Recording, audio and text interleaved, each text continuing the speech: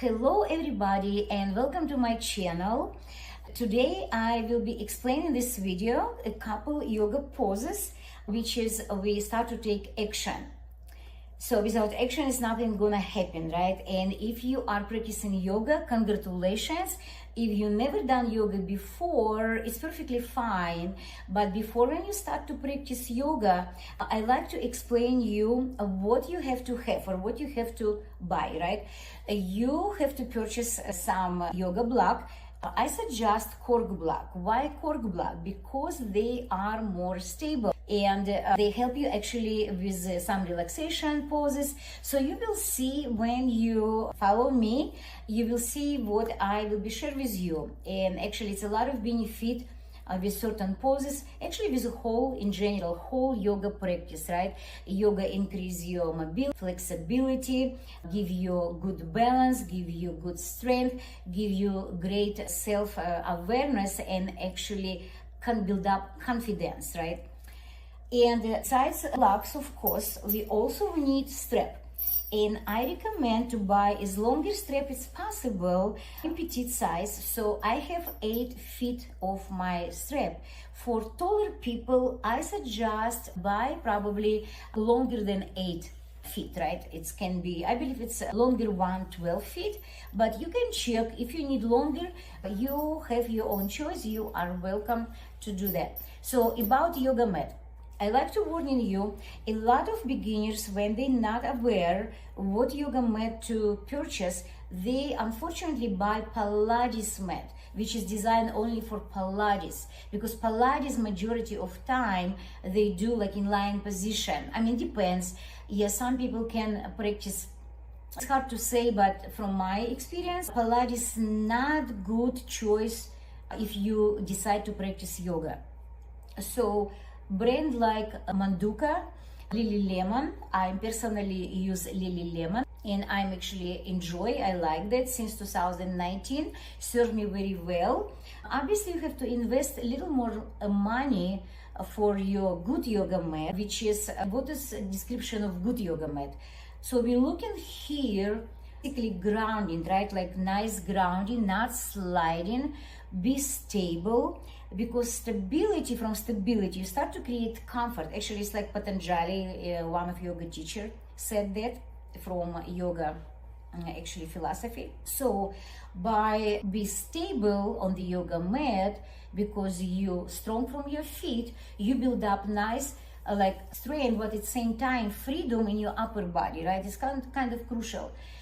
So, but again, keep in your mind, if you purchase not as great yoga mat, it looks like kind of will be struggling, and people even saying struggling is option. But again, you don't want to struggle. You really like to enjoy your yoga poses because it's so beneficial. It's very true. Yoga actually changed my life from inside out and outside in, and I'm really passionate about that. And this is why I create the channel, just like share with you not just only I would say a relaxation point or aspect, right, but it's also a working aspect, right? Because yoga, some people think yoga can be very relaxing, can be very easy, but it's also can be a little bit challenging too, let's put that way. But you will see. Okay, so I'm stuck with yoga mat, right? So yoga mat, not so thick, not so thin. I mean, thin can be, but it's most important, gripping. And if you are ready, so let's begin. If you don't have now yoga mat, don't worry. You can practice on the carpet. I mean, obviously it's not exactly the same, unfortunately, but it's better to do something versus nothing, right? This is how we take action. So let's us begin. First pose will be child pose. And I come to my yoga mat, and child pose, you can spread your grip, right? Don't worry about if your knees not open wide, right? This is actually hip opener pose. That's okay, so don't worry about it. So you come, you come to that position. I open my knees wide. When I start my first yoga practice was like 2004. Of course, they're not open that way because I didn't create enough space. So it's everything take time, patience, and effort. So don't discourage yourself. So stick with me and see what's gonna happen. And I hope you will be enjoying. So from here, we extend arms forward. So drop forehead on the floor, big toes are touch, and just breathe.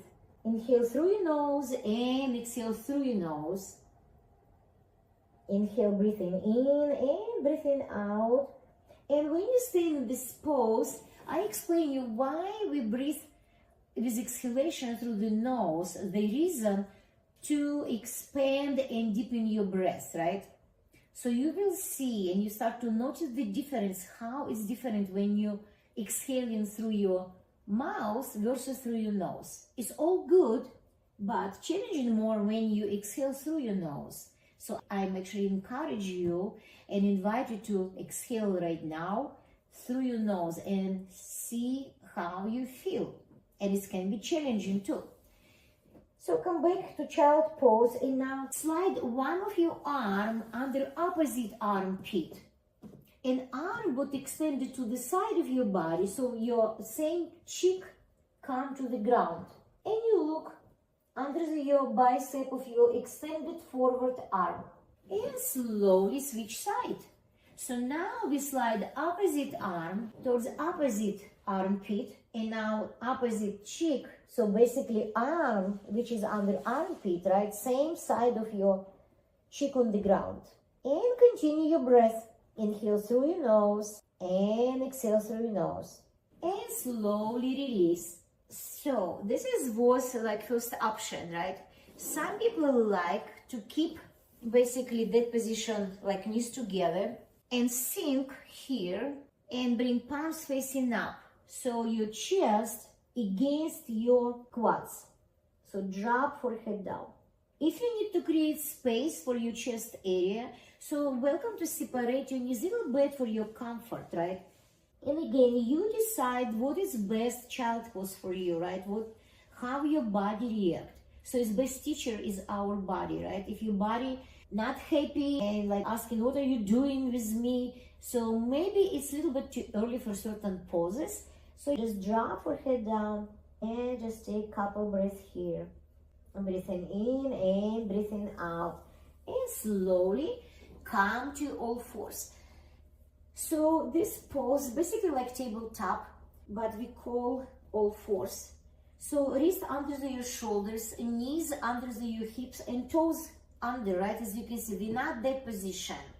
There's kind of not so much engagement going on if you don't do that. So if you bring toes under, it's give you more good way tensity on your muscles or engagement. And inhale, you create back bend and chest open. Exhale, round your spine like angry cat we call, or maybe rainbow. And again, inhale, open your sternum. Exhale, round your spine. And one more inhale. As you exhale, round your spine. And now keep your spine rounded like that. Draw your scapula back and down a little bit, but keep your spine around it and bring belly in and up, right? So you like to engage your belly in and up. And from that position, start to move sits bones skyway. It's called downward facing dog position. So drop your head down. So your head is free. And if this is too much for you, especially some people beginners, you can do puppy dog. You can bring for arms on the floor and start that way.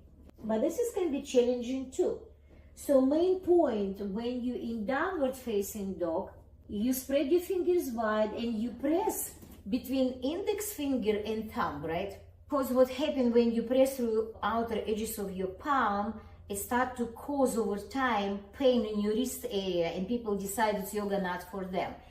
So just like friendly warning, and push this bone skyway. So what happens here, you broaden your lumbar spine and you draw your scapula back and down, engage your core muscles, belly in and up, and maybe bend one opposite knee, like it's good for runners, right? When you do that motion, it feels good. Welcome to drop heel down. So stretch your Achilles, stretch your calves area. Inhale. And now in this pose, you can do sigh. So inhale and just let it go. Or just sigh, inhale. And now we can reset with exhalation through your mouth. Inhale and exhale. And now look forward, inhale. and gracefully step forward, right?